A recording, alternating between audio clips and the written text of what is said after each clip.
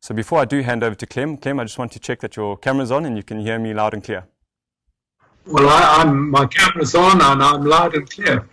Oh, fantastic, Clem. Now, I do have to stick up my hand and say I do a fair amount of background research on our guest speakers. And of course, you are a household name for your career at Anglos and then subsequently your thought leadership pieces and your books on the mind of the fox and the high road and the low road. But I'm hoping you can clarify one rumor for me, which I found online, is that at university you were a budding musician and that you did open for what is now a very famous band. Yeah, in fact, it wasn't opening. It was the summer ball at Magdalen College, Oxford in 1964.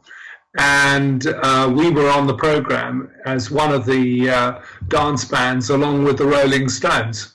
And yeah, I mean, they certainly weren't well known in those days. And they played through the night and we played. And yeah, it was fantastic. Well, Google certainly didn't let me down. I did go Google the 1964 Magdalen Ball, and there is actually a bill of who was playing that night. And your band was called, I think it was just Clem and John. So maybe where you lacked an imagination in terms of your music group naming, you made up for in your guitar skills. So, but without further ado, Clem, I'd like to hand over to you. Clem will be chatting to us for the next 20 minutes or so, and then we'll have a short Q&A session with Clem. Thank you, Clem. Thanks, David, very much. I'd like to just explain scenario planning because, you know, the way companies are persuaded to become more ethical about their actions is to look at the environment around them and to adjust their strategy and tactics in line with some of the flags that are going up in that external environment. And that was the kind of methodology that we put forward in a book, Chantal Ilbury and I, in 2001. It was called The Mind of a Fox, and we chose that title because of a Greek poet called Archilochus, who in 650 BC said, "The hedgehog knows one big thing, whereas the fox knows many little things." And we felt that scenario planners who look at multiple possible futures are related to foxes because they obviously watch the flags to see which future is coming into play.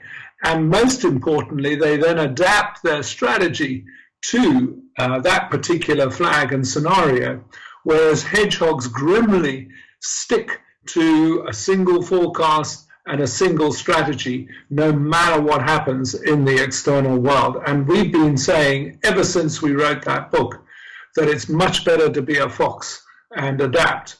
And as you will see when I talk about a few of the flags, it's very important that companies have an ethical compass which guides them on what is acceptable and what is not acceptable these days, because, yeah, your reputation can be lost in a blink of an eye if you don't actually come up with what you decide is acceptable and not acceptable. In other words, an ethical compass is an absolute necessity. Indeed, when I did an original strategy session with Nedbank when Tom Boardman became CEO of the company, one of our scenarios that we wrote that day was deep green. And I always quote it because, you know, to this day, Nedbank has that deep green element, both in its branding and its strategy. And part of that is, as we'll come to, is environmental sensitivity. And yeah, it's not just about writing a scenario, it's about living it. And as I said, a prime example of that was Nedbank. So what is the kind of flags which are going up at the moment which suggests that companies must become more ethical?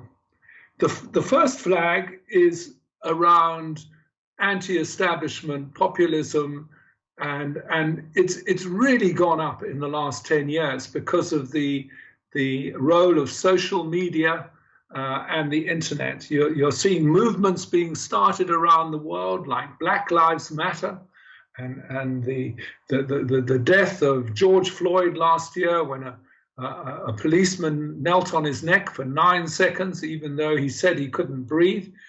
That went around the world in 24 hours. And we have got now this interconnectedness, which means that the kind of anti-establishment populist flag is waving very high in the breeze.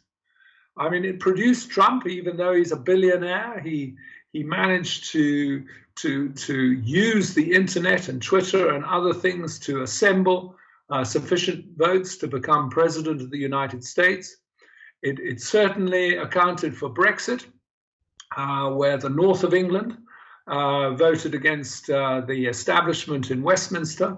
And I'm afraid to say they're now paying for it, because it's becoming clear that trade between Europe and the UK is more difficult because of bureaucratic disruptions.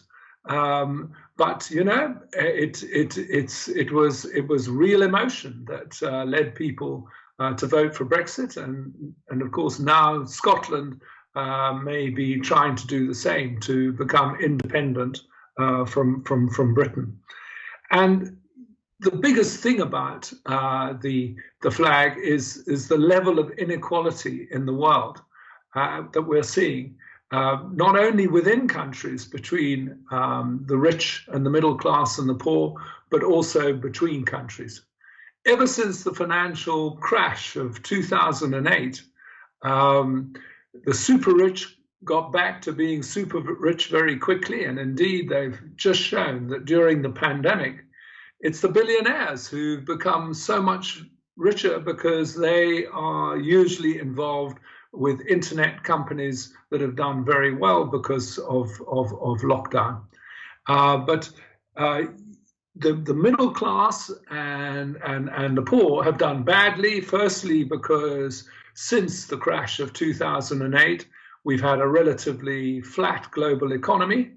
And then secondly, the pandemic has really impacted small business. And there you have Wall Street back to where it was before the pandemic.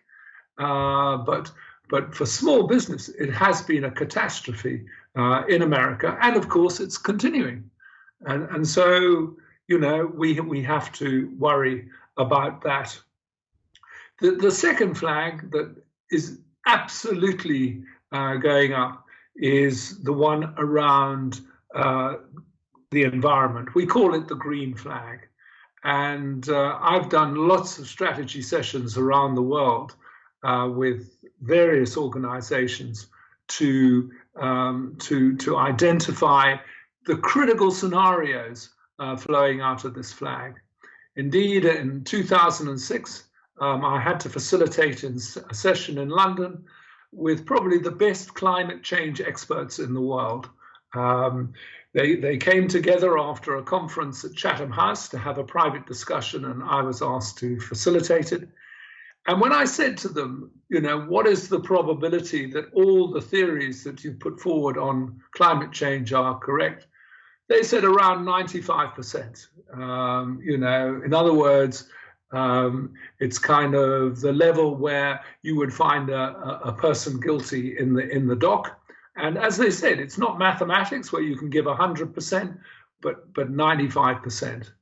And I always remember that because there are still people in the world who challenge this judgment about the validity of this flag. I did a recent session in South Australia with the Premier's office there. And one of the key things that came out for the future of South Australia is the volume of water in the Murray River flowing from Queensland down to Adelaide. And the fact that in summer, Australia is much hotter and therefore there's more evaporation and therefore the water that hits South Australia is less than it was 10 or 20 years ago. And yes, there's also farming in Queensland to be considered, but it was climate change that is considered the big, really responsible for this. And yeah, they're now having to look at much smarter water management techniques. They've set up a special department at the university in Adelaide. And so it's really hit them. And then you look at the fires in places like Australia, in Sydney, terrible fire before the pandemic struck. And every year now we seem to have something in California. And so it is a huge issue. And I know that Joe Biden has said that America is going to go back into the Paris Accord. But the problem for governments and for business is that this is a long-term thing. And to really construct a green path may cost a lot of money. We've got to be realistic. Even when people say we've got to move from petrol-powered, diesel-powered cars to electric cars, it's going to cost a lot of money to change the whole logistical network to cope with so many electric cars. We all know that.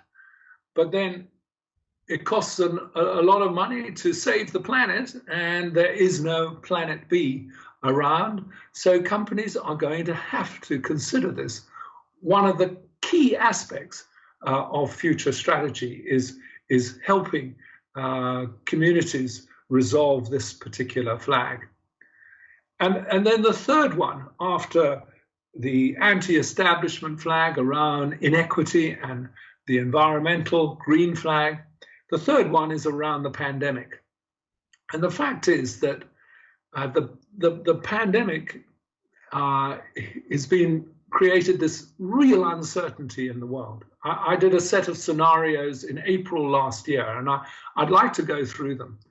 The first one was much ado about nothing, which a lot of Trump supporters said this is not going to, it's going to be like common flu. Well, it isn't, and so essentially the narrative of that scenario has been proved totally invalid. The second scenario was camel's straw, where the pandemic does go through waves, the virus does mutate, and it creates a straw that breaks the camel's back, which is the economy. And I'm afraid to say that is exactly where we are now in that camel's straw scenario, because people simply didn't think that this pandemic would go on so long. And indeed, the markets still feel that by the middle of the year, we're going to be back to all guns firing. The global economy will be back to normal. And that's why the markets are where they were before the pandemic started. But actually, the real economy on the ground is very different, with a lot of small businesses that have really suffered, and particular industries like tourism and conferencing and sport, and there's just so many things that have really, really suffered as a result of this pandemic. And people simply are not tuned to the idea that this pandemic can go on. We're still in that kind of false state that there was when the First World War started. And everybody said it'll be over by Christmas 1914, and it actually lasted until 1918, and millions of lives were lost. So the camel straw scenario is still very much in play. The third scenario was Spain again, where the virus mutates to a much more lethal form, as it did in the second phase of Spanish flu, which killed somewhere between 50 and 100 million people. We're nowhere near that figure at the moment, but one must really watch these variants that are cropping up to see whether they are becoming more lethal. And it can't be discounted that the pandemic can get worse and last longer than people think. And the last scenario I call tightrope, which is where governments around the world walk the tightrope between lives and livelihoods. They don't want to fall into the Spanish flu situation and aggravate the pandemic, but they equally don't want to fall into the camel's straw of an economic collapse. So they're walking this tightrope.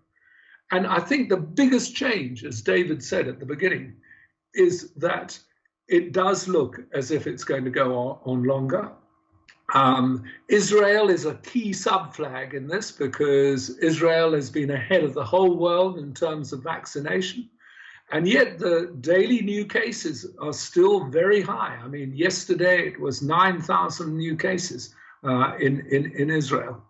And so, the jury is open on the effectiveness of these vaccines at the moment.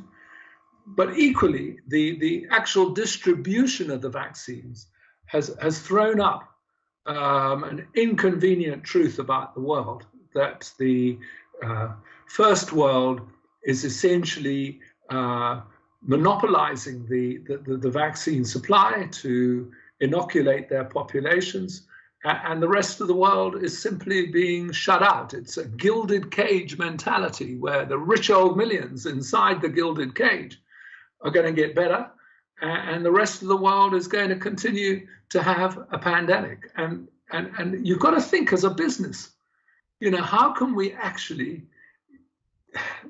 produce some ideas which can lead to this incredibly unjust situation that we can lead to rectifying it in our particular countries where we operate. And of course, here in South Africa is one of those places. Which brings me to the last point, which I believe is germane to this conference about sustainable ethical business. The flag of work has changed. In the last century, when I got my degree, I just waved my CV around, I got a job in big business. This century, unfortunately, with artificial intelligence, robots, and everything else, hundreds of thousands of jobs have been destroyed in big business. And so for most young people today, it's about setting up a small business or joining a small business with friends, and that's how work will change. So an incredibly important ethical consideration is how can we help a new entrepreneurial revolution? Here in South Africa, I've been saying that we should dedicate at least 20% of every supply chain of a big business to nurturing new entrepreneurs and small business. We've done it in the company that I've been working for, Anglo American. We set up a project called Zimeli, where we look at our mines and we decide that these things can be manufactured, props and other support systems by small business, and then we help entrepreneurs set up those businesses, and we help them with the finance. We even have directors on the board, and they've now got other clients as well, the really successful ones.